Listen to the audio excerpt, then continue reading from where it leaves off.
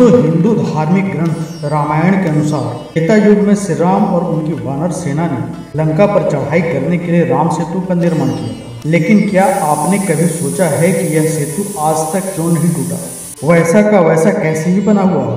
रामायण में वर्णित कथा के अनुसार जब लंकापति रावण प्रभु श्री राम की पत्नी सीता का हरण करके उन्हें श्रीलंका ले गया था, तब भगवान श्री राम ने अपने भाई लक्ष्मण के साथ मिलकर उसको खोजना शुरू कर दिया। वन में खोजते खोजते जब वे आगे बढ़े तो वहां उन्हें जटायु ने प्रभु श्री राम को बताया कि उनकी पत्नी को एक ऐसा राजा ले गया है जो मीलों दूर समुद्र के दूसरे छोर पर लंका में रहता है। तब प्रभु श्री राम ने निर्णय लिया कि वह वानर सेना के सहयोग से अपनी पत्नी को मुक्त करवाएंगे और रावण का संहार करेंगे। लेकिन सबसे बड़ा प्रश्न यह होता है कि समुद्र को पार कैसे किया, क्योंकि निश्चय तो था लेकिन रास्ते में था एक विशाल समुद्र जिसे पार करने का कोई जरिया हासिल नहीं हो रहा।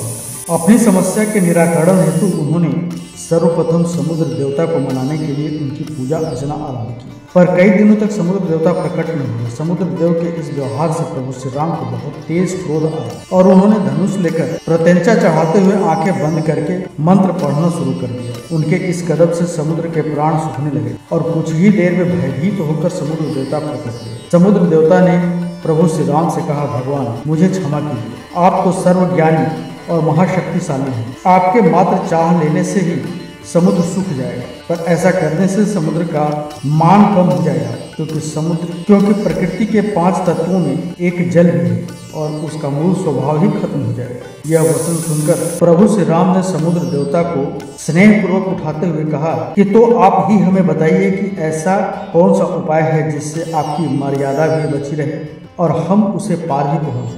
तब समुद्र देवता बोले, इसका उपाय तो आपकी वानर सेना में ही है। आपकी वानर सेना के 2 सेनापति नल और नील बचपन में बहुत ज्यादा शैतान थे और वे लोग ऋषियों का सामान नदी में फेंक देते थे। इससे परेशान होकर एक ऋषि ने उनको यह श्राप दिया था कि वे दोनों जो भी चीज नदी में फेंकेंगे वो डूबेगी नहीं। इसलिए आप अपनी वानर सेना की मदद से मेरे ऊपर पत्थरों का एक पुल बनाइए। इन सभी पत्थरों का वजन मैं संभाल लूंगा। आपकी सेना में नल और नील नामक 2 वानर हैं जो सर्वश्रेष्ठ अभियंता हैं। इसके बाद नल और नील की मदद से पूरी वानर सेना तमाम प्रकार की योजनाएं बनाने में सफल हुई। अंत में योजनाओं का चुनाव करते हुए पुल बनाने का सामान इकट्ठा किया गया। पूरी वानर सेना आसपास से पत्थर एवं बड़े बड़े झाड़ लाने में सफल हुई।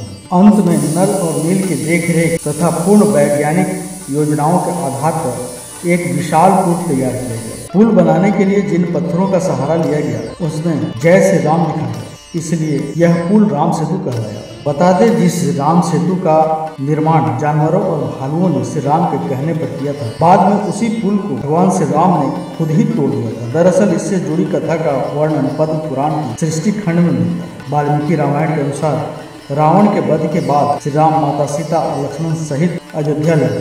अयोध्या का राजा बनने के बाद एक दिन भगवान राम को विभीषण का विचार आया और वो उनसे मिलने के लिए लंका जाने पर विचार करते लक्ष्मण को अयोध्या की कमान सौंपकर श्री राम और भरत लंका जाने को तैयार हो गए। लंका जाते वक्त श्री राम किष्किंधा नगरी में थोड़ी देर ठहर गए। सुग्रीव और अन्य वानरों से मिले। तब सुग्रीव को पता चला कि भगवान श्री राम विभीषण से मिलने लंका जा रहे हैं, तो वो भी उनके साथ निकल पड़े। दोस्तों, जब विभीषण को पता चला कि श्री राम भरत और सुग्रीव के साथ लंका आ रहे हैं, तो वे पूरे नगर को सजाने का आदेश देते हैं। श्री राम लंका पहुंचे तो विभीषण को धर्म का ज्ञान देते हैं। कहते हैं कि तुम हमेशा धर्म पूर्वक इस नगरी पर राज्य करना। श्री राम पूरे 3 दिन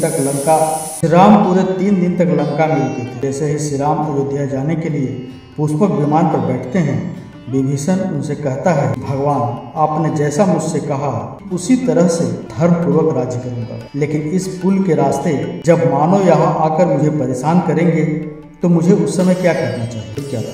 विभीषण के ऐसा कहने पर श्री राम ने अपने बाणों से राम सेतु पुल के 2 टुकड़े कर दिए, फिर 3 भाग करके बीच का हिस्सा भी अपने बाणों से तोड़ दिया ताकि विभीषण को भविष्य में किसी वक्त तरह की परेशानी नहीं और मानव उन्हें किसी तरह से परेशान नहीं कर पाए। वैज्ञानिकों का मानना है कि नल और नील शायद जानते थे कि कौन सा पत्थर किस प्रकार से रखने से पानी में नहीं डूबेगा और दूसरे पत्थरों का सहारा भी देगा। राम सेतु पुल बनाने के लिए जिन पत्थरों का इस्तेमाल किया गया था उन्हें प्यूमिस स्टोन कहा जाता है। यह पत्थर ज्वालामुखी के लावा से बने। उम्मीद करते हैं दोस्तों आपको आज की ये वीडियो पसंद आई है। और अगर ये वीडियो पसंद आए तो कमेंट करके जरूर बताएं। वीडियो को लाइक करें, चैनल को सब्सक्राइब करें, ज़्यादा से ज़्यादा शेयर करें। ऐसी ही आध्यात्मिक और धार्मिक जानकारी के लिए हमारे YouTube चैनल को सब्सक्राइब करना न भूलें। धन्यवाद।